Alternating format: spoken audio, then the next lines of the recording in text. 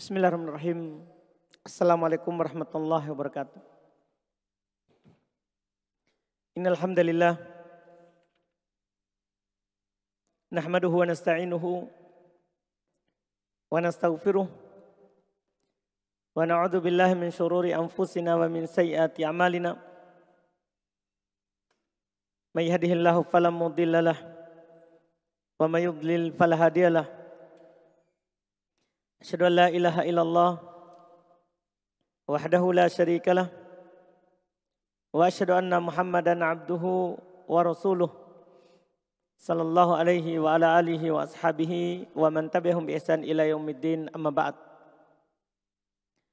Alhamdulillah, kembali kita melanjutkan kajian fikih dengan membaca kitab Al-Ghayatu wa Taqrib, fikih praktis dalam madhab Syafi'i. Kita masih di pembahasan sholat Jumat.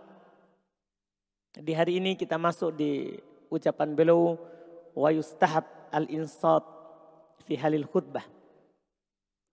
Dianjurkan untuk diam ketika ada khutbah. Diam di sini, diam gerakan atau diam ucapan. Terus apa hukum diam? Itu yang kita akan bahas dari ucapan penulis ini. Masalah pertama yang kita akan bahas, hukum diam ketika khotib sedang berkhutbah pada hari Jumat. Para ulama berselisih pendapat di pembahasan ini. Diam saat khotib berkhutbah diisyaratkan oleh penulis yustahab. Ini dalam madhab Syafi'iyah, pengikut Imam Syafi'i. Sunnah hukumnya, artinya tidak haram berbicara kalau khotib sedang berkhutbah. Mereka berdalil yang mengatakan sunnah di sini tidak haram dengan hadits diriwayatkan oleh Imam Al-Bukhari dan Imam Muslim, kisah seorang Arab Badui. Dia masuk di arah pintu Baitul Qadha. Di Baitul Qadha yang dimaksud adalah rumahnya Umar ibn Khattab. Beliau jual untuk membayar utangnya. Makanya dibilang Baitul Qadha. Dia masuk di arah pintu itu. Nabi sedang berkhutbah. Dia berkata, ya Rasulullah, halakatil amwal.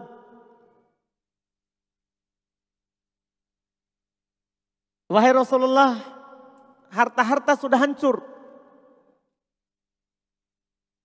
Jalan-jalan sudah putus. Hewan-hewan sudah mati. Karena tidak ada hujan.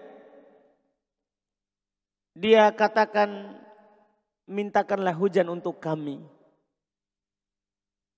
Ini kan dia berbicara sementara Nabi sedang berkhutbah. Kata mereka, seandainya berbicara itu haram dan seandainya diam itu adalah wajib saat khotib berkhutbah, maka Nabi SAW akan menegur orang itu dan mengatakan kepadanya, diam. Tapi malah Nabi SAW berdoa minta hujan. Itu menunjukkan itu tidak salah. Ini kata mereka, perbuatan Nabi ini menggambarkan bahwa diam tidak wajib. Boleh berbicara. Sementara mayoritas ulama menyelisihi pengikut Syafi'iyah dalam hal ini. Mereka katakan wajib, haram berbicara. Kecuali nanti yang kita akan sebutkan. Hukum diam wajib, haram berbicara. Ini pendapat mayoritas ulama rahimahumullah. Apa dalilnya? Mereka berdalil dengan Al-Quran. Allah Subhanahu wa taala berfirman dalam surat Al-A'raf ayat 204. Wa idza quri'al Qur'anu fastami'u lahu wa ansitu la'allakum turhamun. Apabila Al-Quran dibacakan maka dengarlah dan diam. Perintah. Agar supaya kalian dirahmati. Kaidah dalam usul fikih. Al-aslu fil awamir. Al-wujub. Asal dalam perintah itu wajib. Itu yang disebutkan. Demikian pula mereka berdalil dengan hadits riwayat Bukhari Muslim dari Abu Hurairah radhiyallahu taala an. Beliau berkata anna Rasulullah sallallahu alaihi wasallam qala, Rasulullah sallallahu alaihi wasallam bersabda, "Idza qulta li sahibika ansit." Kalau kamu bilang ke temanmu di sampingmu di hari Jumat ini, diamlah, ansit. Yaumal jum'ati wal imamu yaktub, pada hari Jumat sementara imam sedang berkhutbah, faqad lagauta, maka sungguh kamu telah lalai. Dibilang lalai orang yang seperti itu. Nah, ini hal yang tidak boleh. Demikian pula ini ditunjukkan oleh perbuatan sahabat. Jadi kisahnya itu bukan hanya kisah tadi. Ada lagi kisah terjadi. Dalam riwayat Anas bin Malik. Dikeluarkan oleh Imam Al-Baihaqi dari Anas bin Malik. Seorang lelaki masuk masjid, Nabi sedang berkhutbah. Faqal, dia berkata, ya Rasulullah, mata sa'ah. Dia berkata, wahai Rasulullah, kapan hari kiamat? Di hari kiamat, di hari Jumat ini. Nabi sedang berkhutbah. Dia langsung berbicara, ya Rasulullah, mata sa'ah. Wahai Rasulullah, kapan hari kiamat? Fa'asyarun nas ilaihi aniskutu. Maka orang-orang berisyarat, diam. Mereka tidak berbicara, tapi mereka isyaratkan. Nanti kita akan membahas apa hukum berisyarat. Di hari Jumat ketika ada orang ribut, kita tidak berucap, tapi kita berisyarat. Orang-orang mengisyaratkan kepadanya untuk diam. Tapi dia tetap berbicara, bahkan dia bertanya 3 kali. Orang-orang bilang, diam. Dengan berisyarat. Ini para sahabat menegurnya seperti itu karena itu wajib dia diam, tidak boleh berbicara.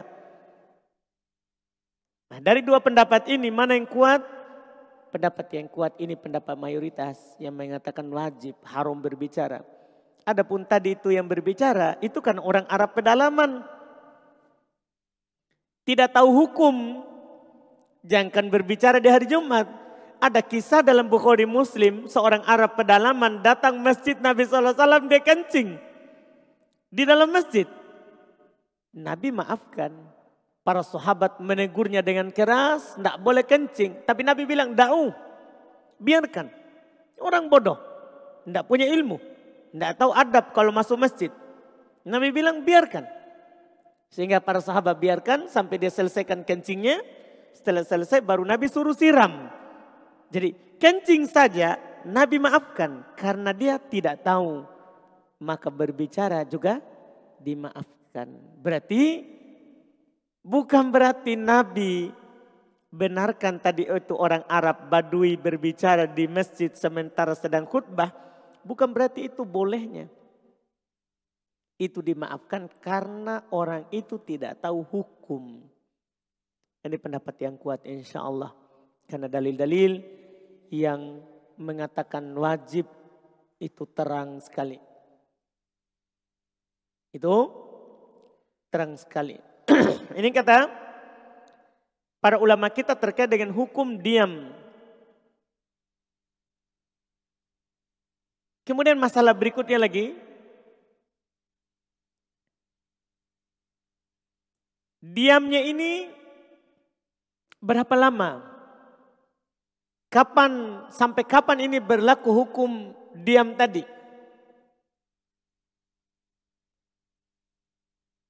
Kata Imam Ibn Rajab, beliau ulama Hanabilah, wattafaqu ala anna nahya anil kalam yastamir madama yatakallam bima yashra' takallam. At-takallum bihi fil khutbati min hamdillah was sana' was salat ala Rasulillah wa qiraatul Quran wal mau'izah wa ghairu dzalik. Masyaallah.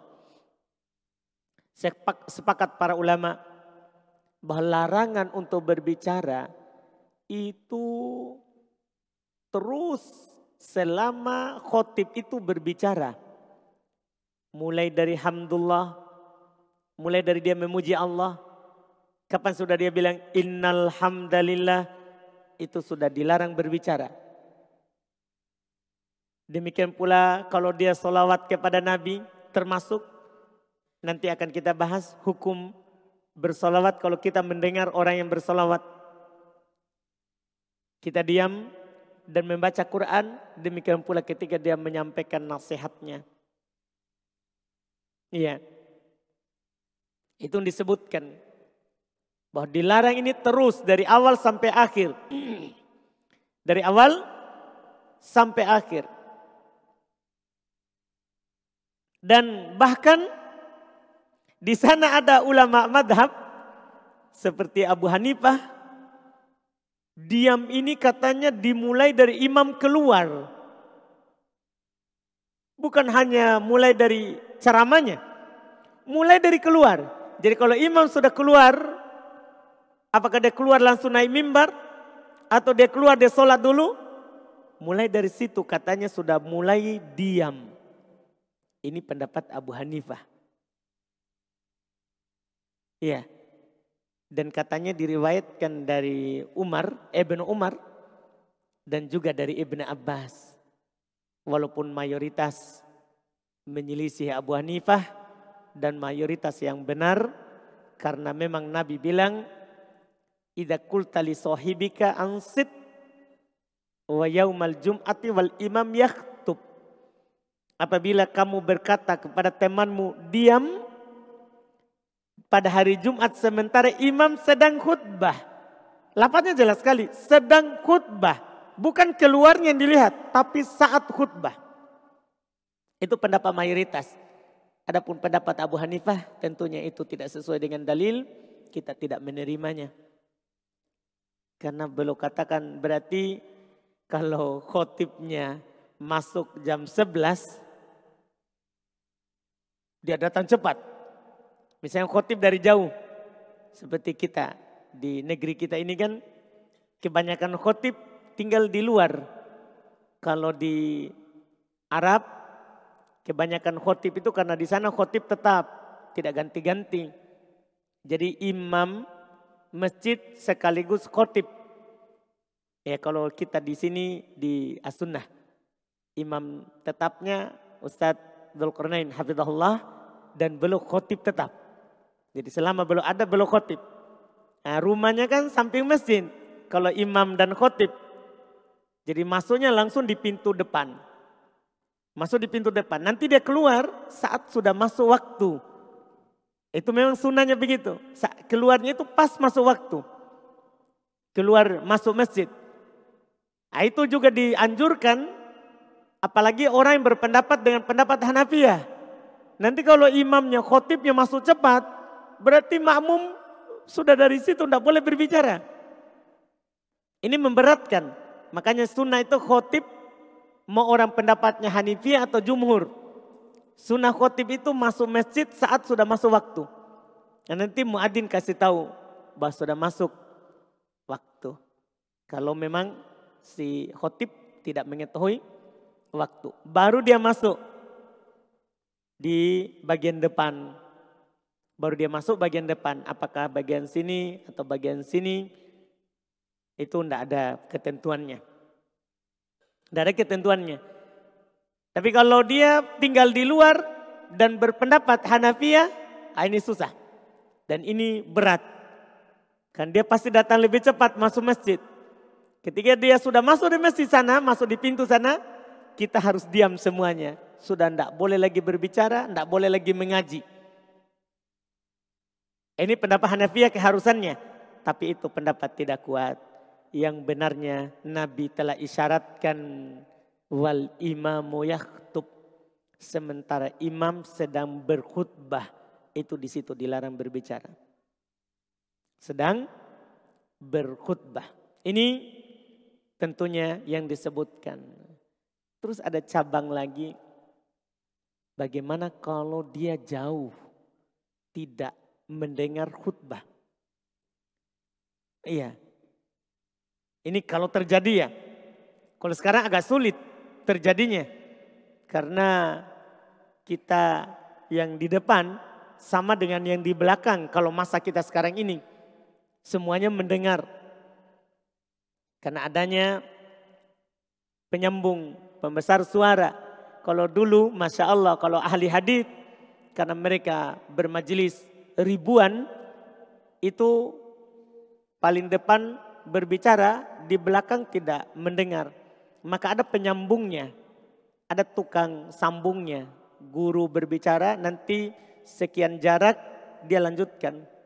Haddatsana misalnya syekhnya bilang haddatsana fulan, dia sambung. Haddatsana fulan yang paling keras suaranya. Itu dulu. Sekarang kita mudah, alhamdulillah. Tapi ini kalau seandainya dia jauh tidak mendengarkan khutbah, apakah berlaku juga diam? Apakah juga berlaku diam? Ini para ulama ada 3 pendapat dalam masalah ini. Kalau dia tidak dengar khotib berkhutbah. Ada yang berpendapat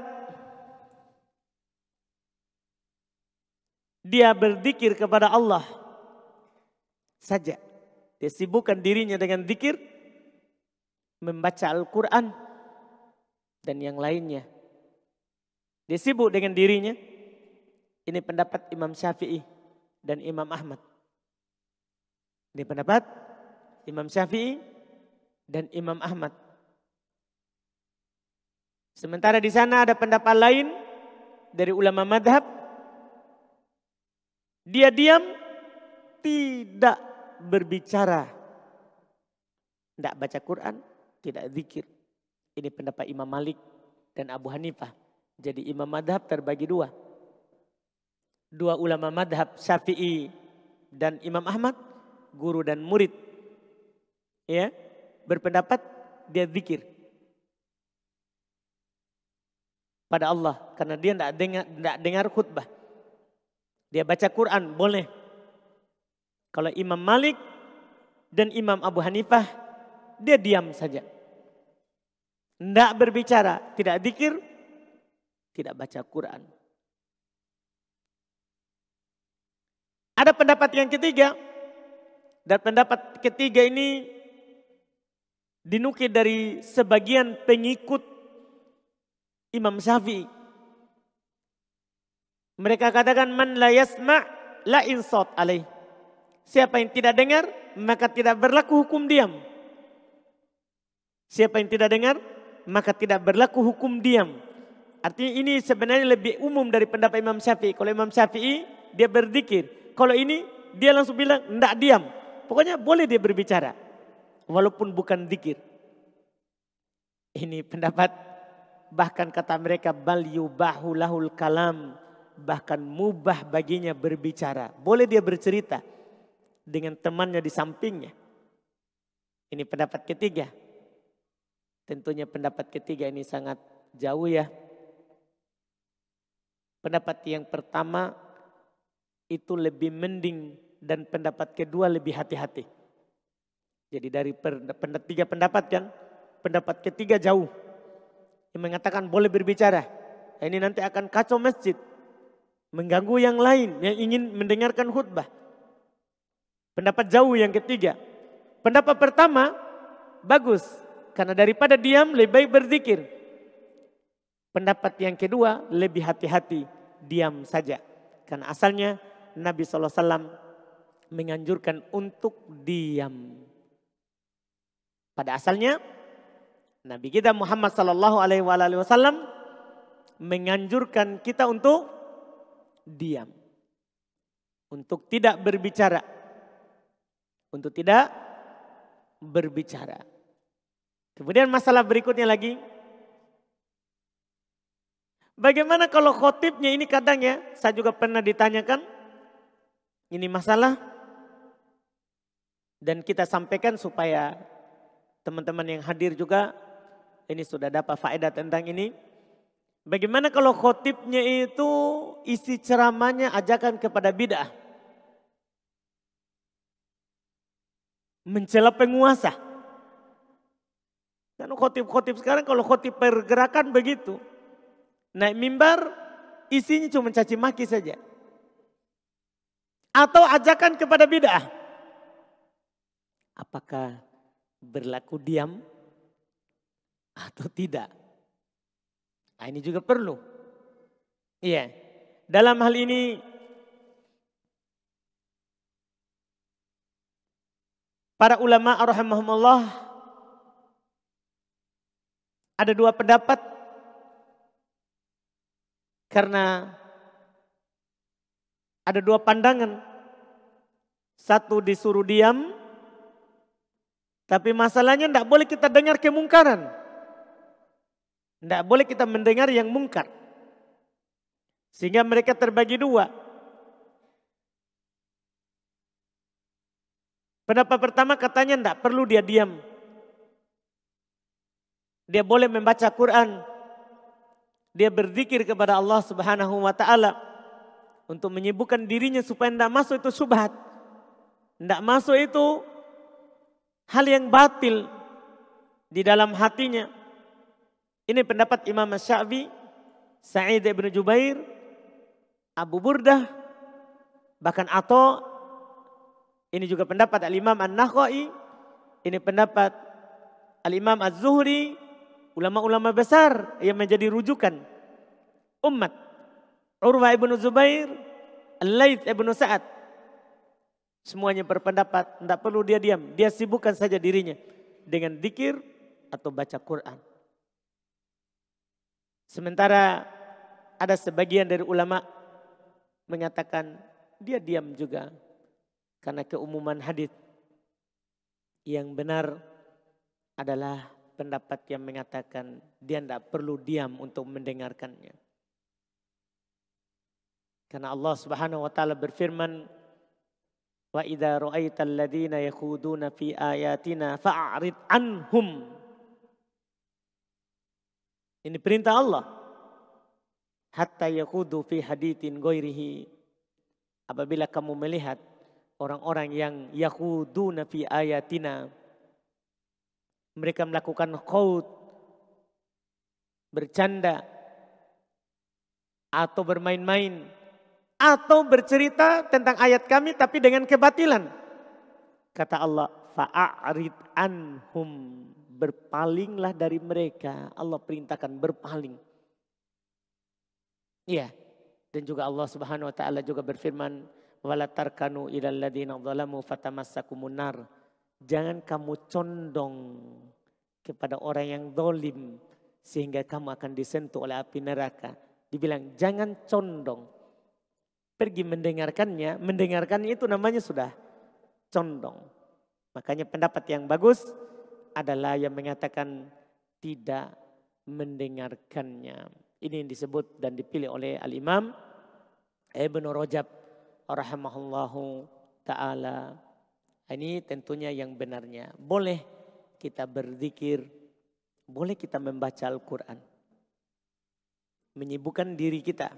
Ketika itu khutbahnya adalah khutbah isinya kebatilan.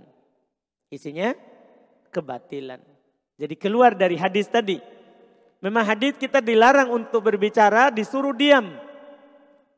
Tapi kalau isi khutbahnya bukan zikrullah, bukan mengingat Allah Subhanahu wa taala, nasihat untuk kembali kepada Allah, maka kita tentunya mengamalkan ayat yang lain. Boleh kita berpaling darinya. Berpaling di sini bukan keluar. Karena ketika khutbah tidak boleh kita pergi. Berpaling di sini maksudnya kita melakukan hal yang membuat kita tersibukkan dari mendengarkan yang namanya kebatilan. Yang namanya kebatilan.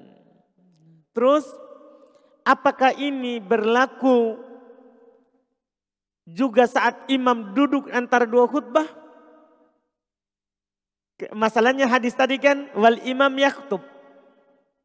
Imam sedang berkhutbah. Bagaimana kalau dia sedang duduk antara dua khutbah? Boleh nggak berbicara di situ?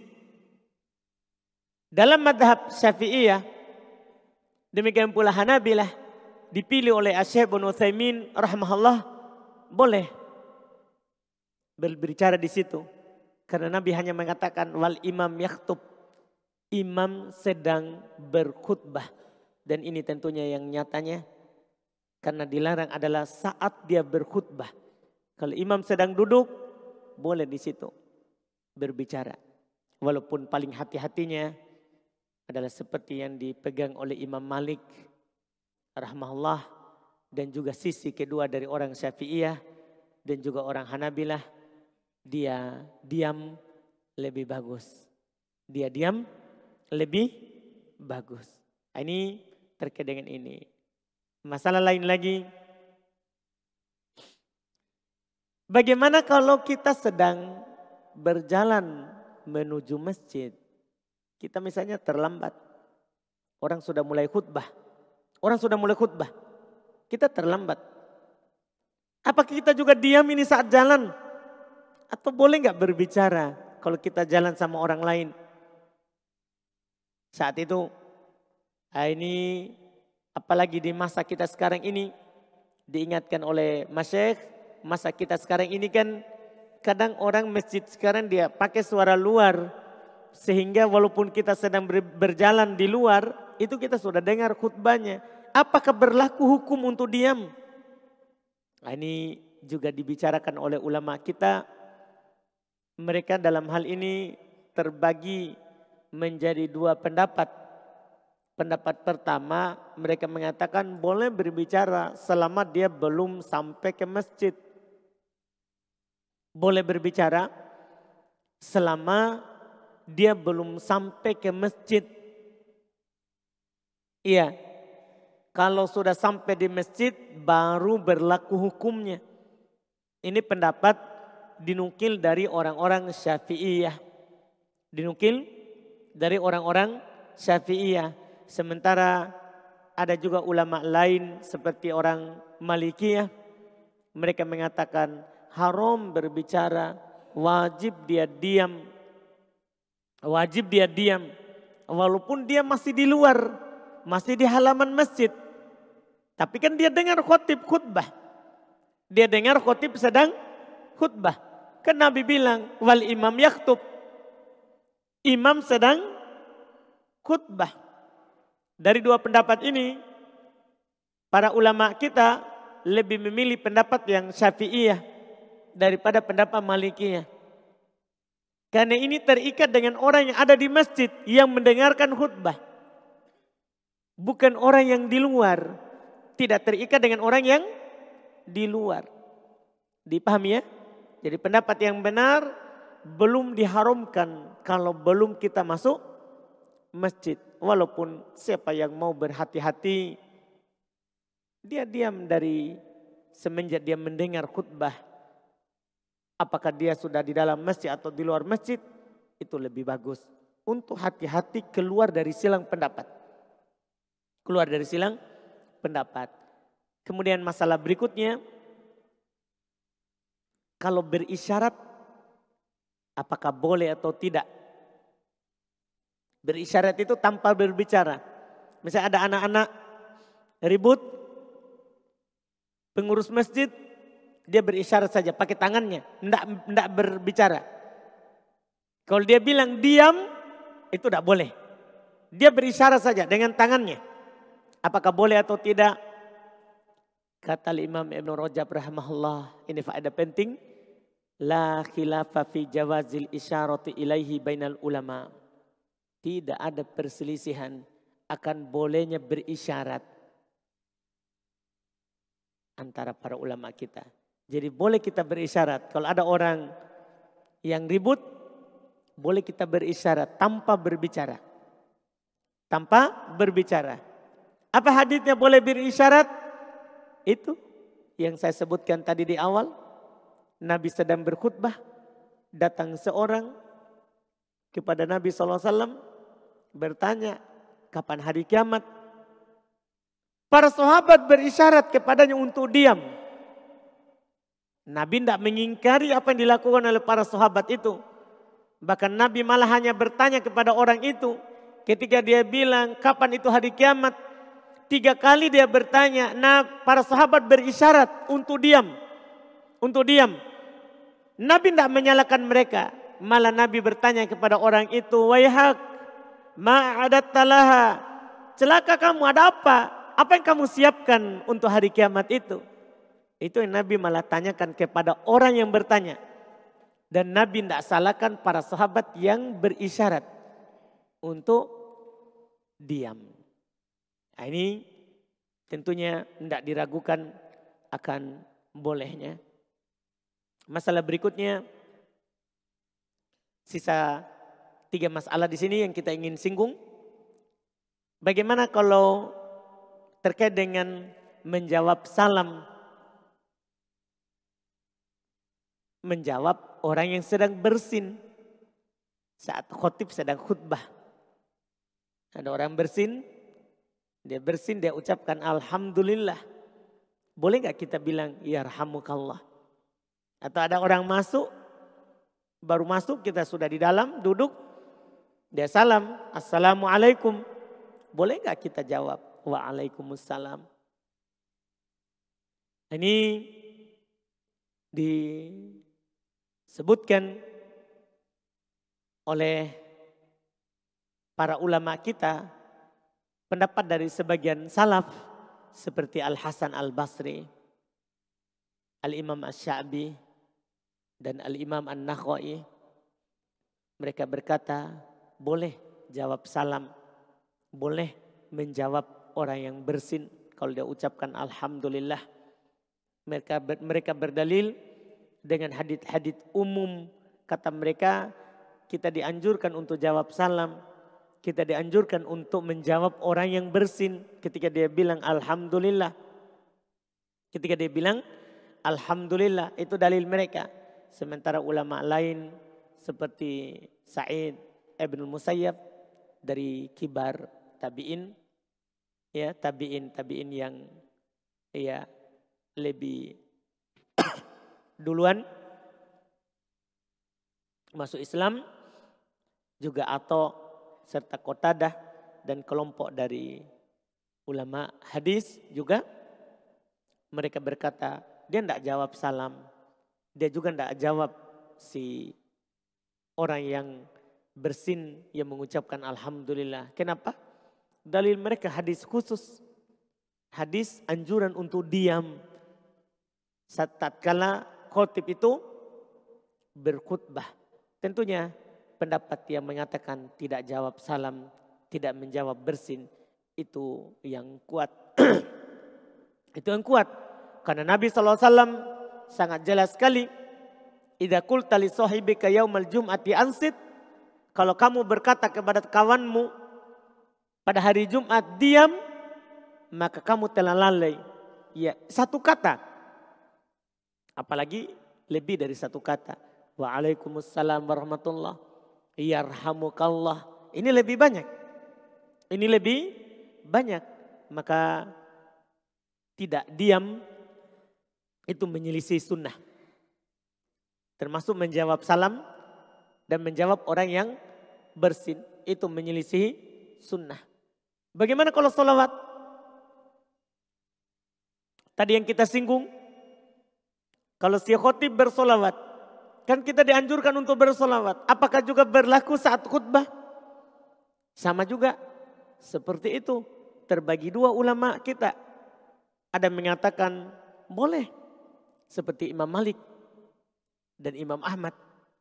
Dalil mereka adalah hadits Nabi SAW. Kata Nabi al-bakhil, man dzukirtu indah falam yusolli alai. Kikir. Orang yang disebutkan namaku di sisinya tapi tidak bersolawat. Ini kan umum, kikir.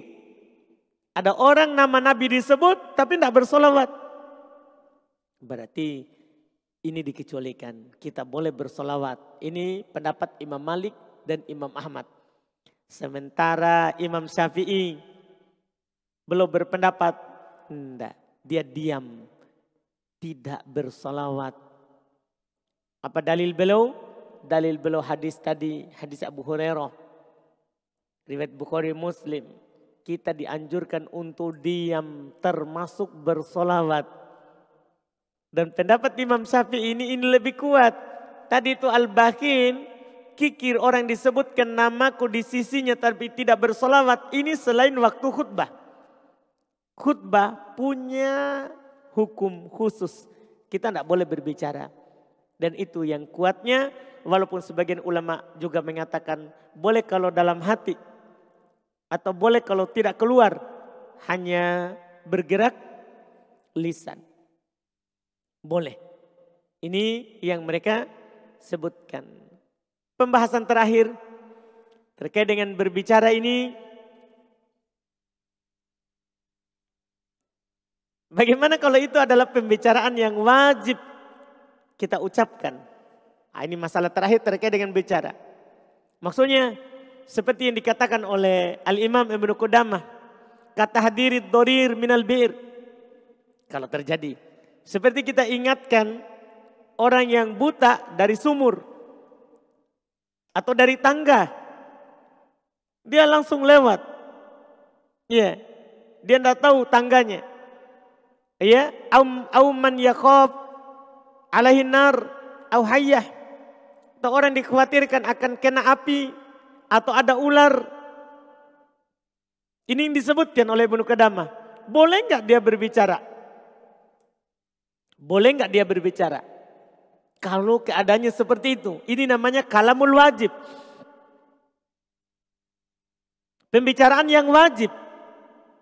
Pembicaraan yang wajib. Kata Ibnu Qudamah, falahu fi'luhu. Boleh dia lakukan. Boleh dia berbicara. Kenapa? Li'anna hadha yajuzu fi nafsi shalah ma ifsadiha. Karena ini saat sholat saja boleh.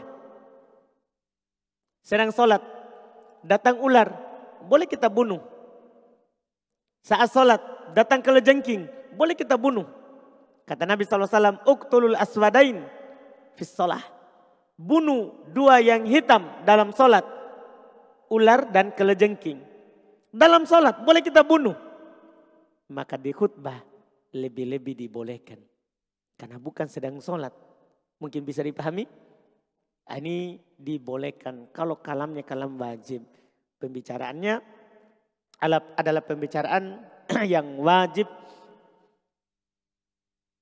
kita bicarakan. Jadi di bawah ucapan beliau satu kata ini, satu kalimat ini, banyak sekali yang harus kita bahas. Kemudian masih ada yang belum singgung di sini. Masih banyak yang belum kita bahas.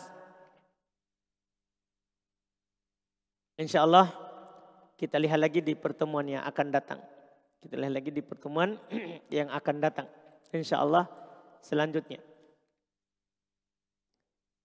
Kita di sini baca beberapa pertanyaan. Ustadz, apakah jamaah harus mengangkat tangan ketika khotib berdoa? Tidak dinukil dari Nabi dan para sahabat bahwa Nabi mengangkat tangan ketika khutbah berdoa. Tidak dinukil, bahkan hanya ada dinukil bahwa Nabi berisyarat, bukan mengangkat tangan. Dinukil Nabi berisyarat dengan telunjuknya, bukan mengangkat tangan.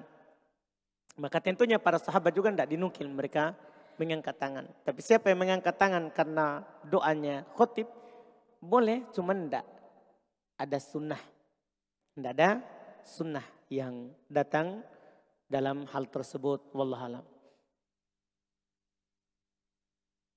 Kemudian berikutnya, sebagian masjid ketika sedang khutbah, barulah celengan beredar atau berjalan. Apakah ini termasuk sholat Jumat sia-sia?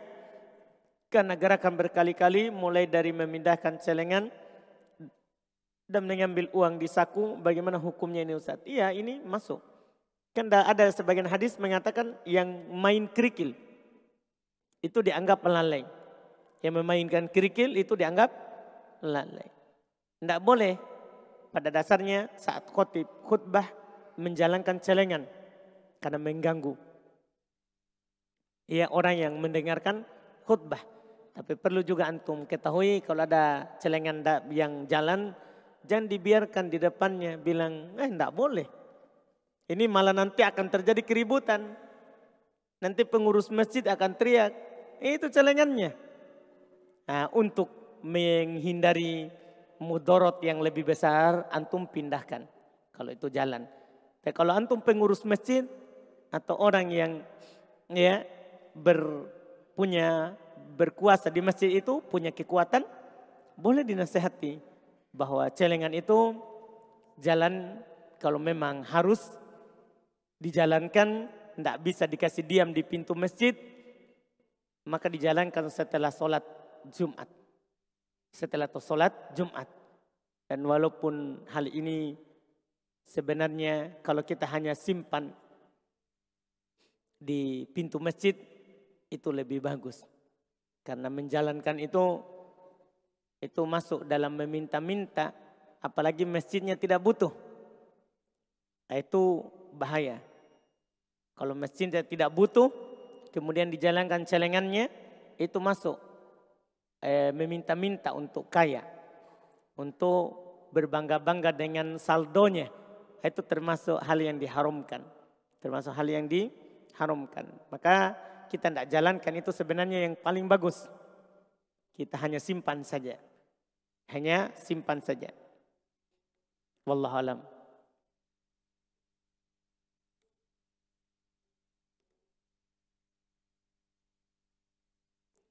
Matan apa yang harus dihafal pertama kali untuk yang baru belajar ilmu agama?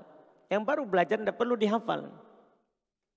Belajar dulu, bukan matan apa. Belajar dulu yang wajib kita ketahui.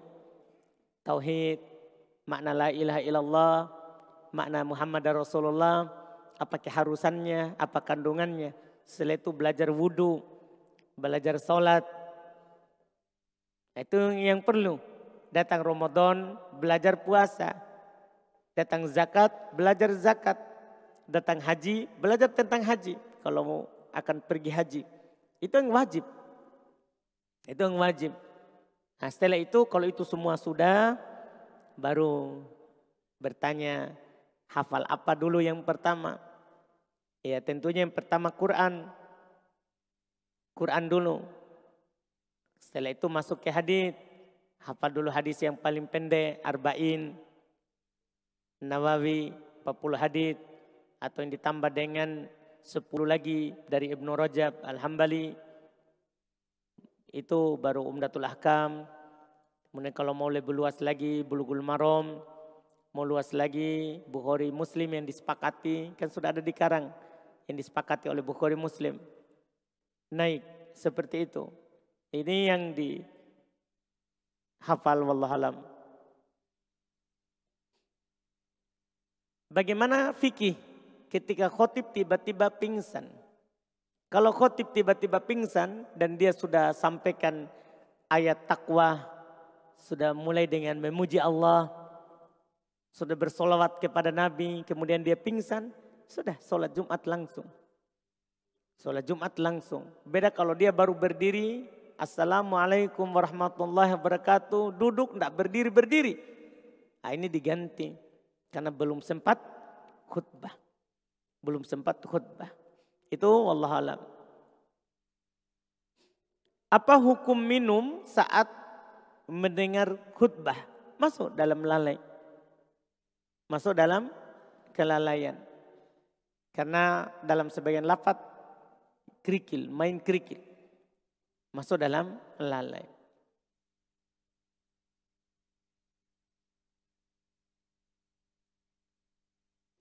Apakah kita harus mengangkat tangan ketika keluar dari majelis? Tidak harus. Ya tergantung kebiasaan. Kalau kebiasaan guru bahwa kalau antum keluar harus izin, maka angkat tangan untuk izin. Kalau kebiasaan guru itu kalau antum mau keluar dalam majelis tidak mengapa, jika itu memang dibutuhkan langsung saja keluar. Tergantung syarat dan ketentuan dari majelis itu. Apa hukum mencatat isi khutbah? Tidak boleh. Kita disuruh dengar, bukan mencatat. Kita disuruh dengar, bukan mencatat.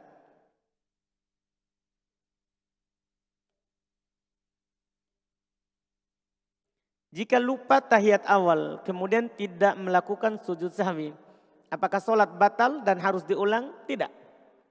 Sholat sah, tidak harus diulang. Sunnah sujud sahwi. Sunnah hukumnya dia sujud sahwi sebelum salam. Sunnah baginya sujud sahwi sebelum salam. Kalau lupa tasyahud awal. Cuma kalau dia lupa lagi sujud, maka sholatnya sah. Karena tasyahud awal bukan rukun sholat. Itu kewajiban sholat. Yang harus ulang itu kalau rukun sholat. Kita lupa tasyahud akhir, kita lupa salam, kita lupa sujud, kita lupa al-fatihah. Nah, itu rukun sholat. Kita lupa takbiratul ihram. Misalnya tuh datang langsung. Tidak takbir langsung al-fatihah. Jadi dia tidak Allahu Akbar. Langsung al-fatihah saja. Tidak takbir. Harus ulang sholatnya. Karena takbiratul ihram adalah syarat sahnya sholat. Jadi kalau meninggalkan syarat rukun sholat harus diulang. Tapi kalau meninggalkan yang wajib tidak diulang. Tidak diulang. Wallahualam. Ketika kita masbuk pada sholat isya. Terlambat 1 rakaat. Apakah ketika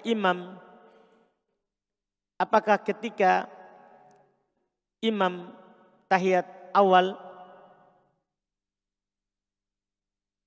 apa yang kita lakukan pada saat imam tahiyat awal? Kita tahiyat juga mengikuti imam. Kita tahiyat juga mengikuti imam. Wallahualam. Masuk dalam hadis umum, innama ju'ilal imam liutamma bih. Imam itu dijadikan supaya diikuti.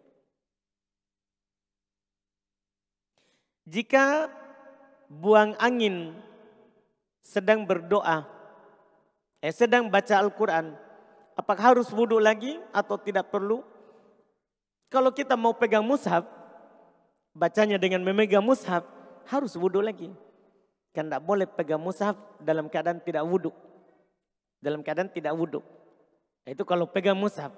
Kalau baca dari hafalan, atau baca bukan dari mushaf, dari HP, kita baca, atau dari tafsir Quran, atau dari terjemahan Al-Quran, bukan Quran yang kita baca, tapi dari tafsir Quran, atau dari terjemahan Quran, atau dari HP, atau dari hafalan, maka boleh kita tetap baca. Boleh kita tetap baca, wallahualam.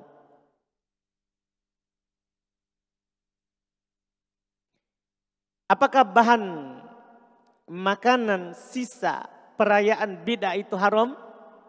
Misal seorang membeli bawang 1 kilo untuk makanan acara ulang tahun. Ternyata hanya terpakai setengah. Apakah yang setengah kilonya lagi halal? Tidak, kita belanjakan untuk acara bid'ah. Yang disiapkan untuk bid'ah itu haram. Untuk menutup pintu. Supaya dia mempersusah. Baik, percuma juga kalau beli sedikit ini. Akhirnya dia tidak jadi lakukan bid'ah. Nah, itu bagus. Bid'ah itu dipersusah. Beda kalau sunnah. Sunnah itu dipermudah. Sunnah itu dipermudah supaya bisa dilakukan. Kalau bid'ah persusah supaya tidak bisa dilakukan. Ya, supaya tidak bisa dilakukan. Bolehkah seorang yang berpuasa Daud membatalkan puasanya pada kondisi di mana kalau dia tidak makan maka akan ketahuan kalau berpuasa. Sementara dia sangat berusaha menyembunyikan amalannya. Boleh seorang itu kasih tahu kalau dia sedang berpuasa. Kenapa dia berusaha sampai dia harus makan? Iya kan? Kan boleh dia kasih tahu. Amalan itu kalau memang akan ada tuduhan atau akan ada sangkaan, maka kita boleh kasih tahu. Bukan karena ria, tapi supaya dia tahu kalau kita sedang tidak bisa melakukan apa yang dia inginkan. Boleh kita sampaikan. Iya.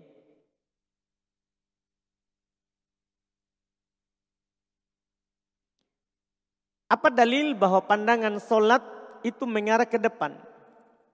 Dalilnya hadits riwayat Imam Al-Bukhari dan Imam Muslim dari Aisyah. Bahwa Aisyah radhiyallahu taala anha pernah memiliki tirai gorden yang bergambar. Nabi SAW memandangnya saat solat. Setelah solat beliau katakan bahwa ini melalaikanku tadi dalam solat. Beliau pandang ke depan. Ini melalaikanku tadi saat solat. Maka beliau perintahkan untuk ditukar gordennya itu. Untuk ditukar gordennya itu. Nah, itu dalilnya kalau solat itu pandang ke depan. Kalau solat itu pandang ke depan.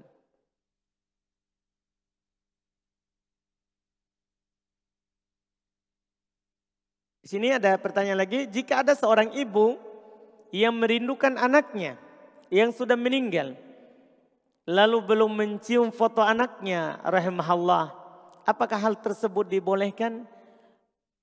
Oh, boleh, tapi kalau dia bersabar dan dia ridho terhadap ketentuan Allah, itu lebih baik. Itu lebih baik. Kenapa kita katakan boleh? Ini diisyaratkan pernah Nabi SAW lewat di kuburan. Ada seorang ibu lagi di kuburan. Iya. Dan dia ya seperti yang dilakukan oleh seorang ibu kalau meninggal anaknya. Dia bersedih. Nabi menegurnya. Tapi perempuan itu tidak tahu kalau itu yang menegur adalah Nabi. Dia hanya mengatakan, ilaika anni, pergi dariku. Kamu tidak tahu ini saya lagi bersedih. Setelah dikasih tahu bahwa itu adalah Nabi SAW, baru dia datang. Meminta maaf kepada Nabi dan Nabi menasihatkan kepadanya.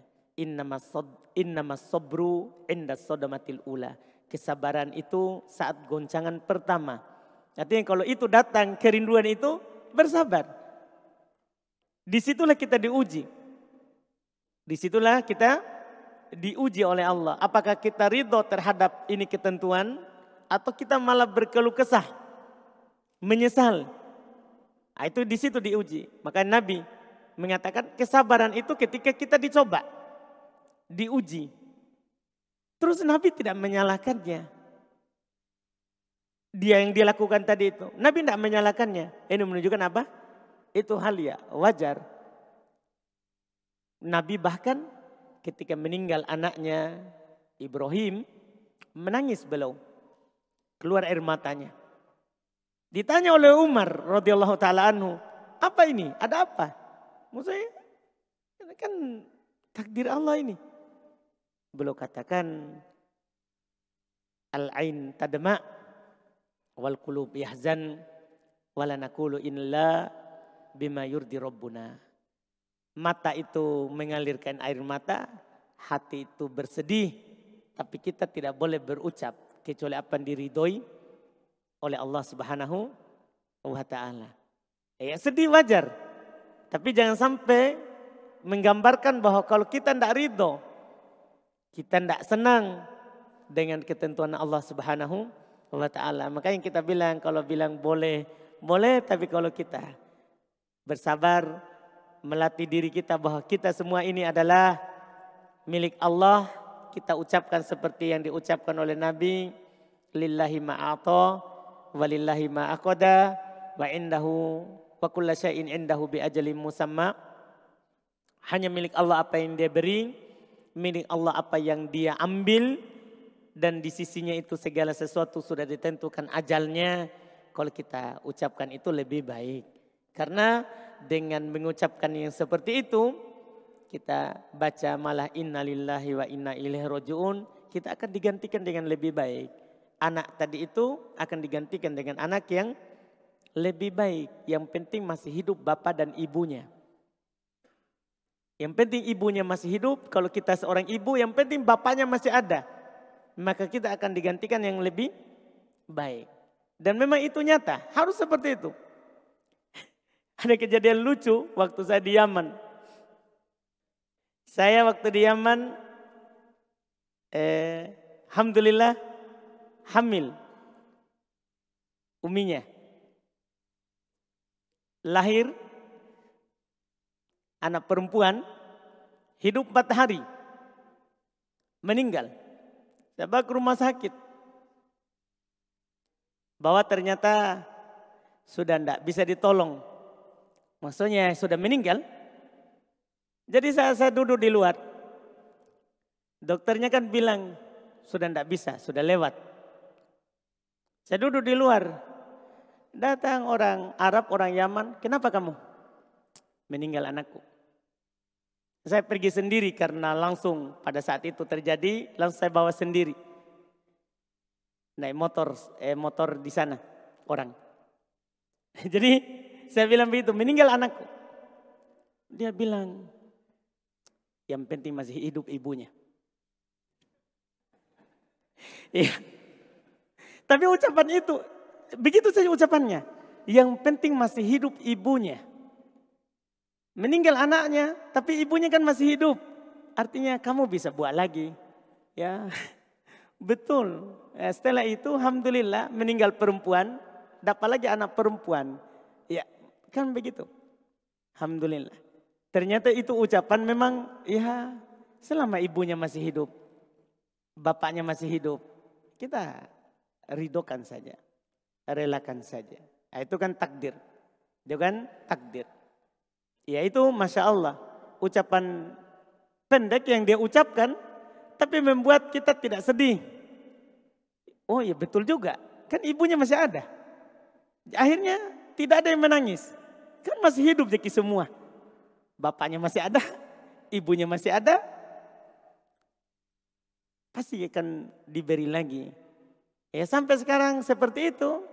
Ya meninggal di Yaman, sudah dikubur di Yaman, tidak diingat-ingat lagi. Kan yang penting masih hidup ibunya. Nah, itu ucapan. Ya ucapan. Yang ucapkan sama saya itu bukan penuntut ilmu. Itu lagi. Dia orang awam. Tapi kan orang sana.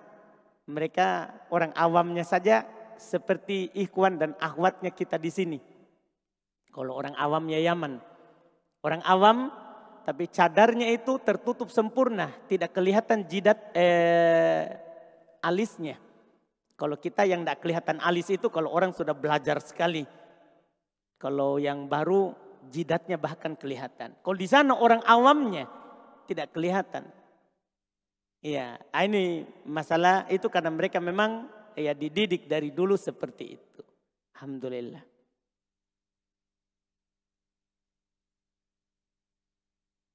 Sini ada pertanyaan, ada teman saya yang bersin. Dia mengucapkan hamdalah, itu alhamdulillah. Dengan suara yang hampir tidak terdengar. Bahkan tidak terdengar. Saya yakin dia mengucapkan hamdalah karena dia paham. Pertanyaan saya, bagaimana saya menjawabnya Ustadz? Kalau tidak didengar, tidak dijawab. Kan dalam hadis kalau kamu dengar. Kalau dia ucapkan dalam hadis. Kalau ada orang yang bersin, kemudian dia ucapkan alhamdulillah fakul. Maka ucapkanlah yarhamukallah. Iya, kalau kamu mendengarnya, dia ucapkan.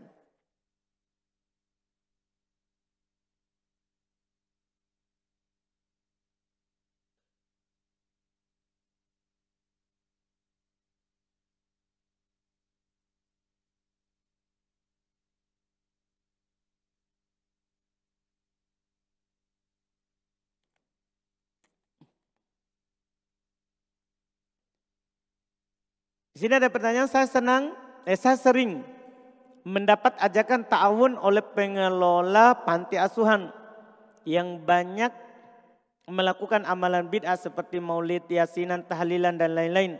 Apakah saya berdosa jika tidak menghiraukannya? Apakah yang sebaiknya saya lakukan? Sebaiknya kita tidak sumbang. Kata Nabi SAW, unsur akhok doliman au madlumah. Tolonglah saudaramu dalam keadaan dia berbuat dolim atau dia didolimi. Ya melakukan bid'ah itu dolim. Tolong saudaramu dengan cara tidak membantunya. Dengan cara tidak membantunya. Kita tidak berdosa, bahkan kita dapat pahala. Kalau kita tidak membantunya. Kalau kita tidak membantunya. Malah kalau kita membantunya dalam keadaan kita tahu seperti itu, kita berdosa. Karena ta'awun alal itsmi wal udwan, tolong menolong di atas dosa dan maksiat. Tolong menolong di atas dosa dan maksiat.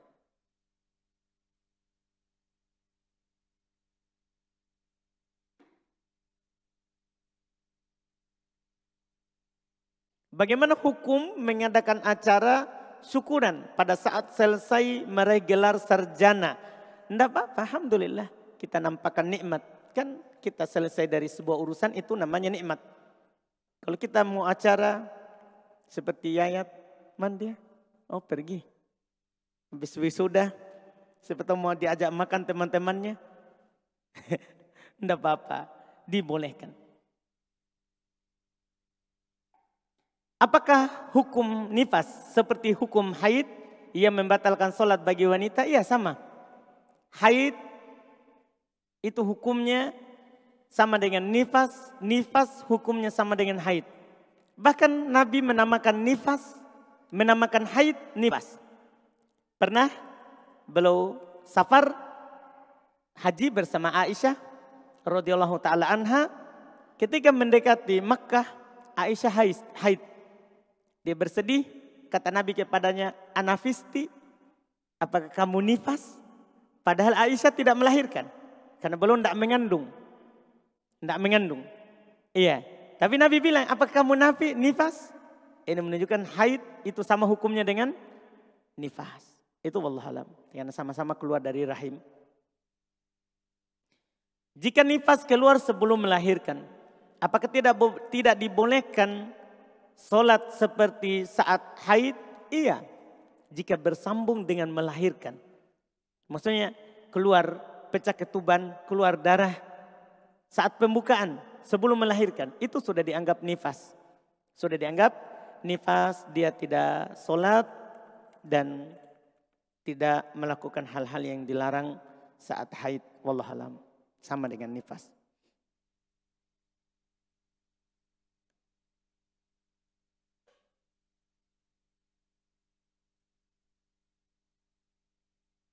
Tadi disebutkan bahwa pendapat yang kuat dari menjawab orang yang bersin adalah tidak diperbolehkan untuk menjawabnya.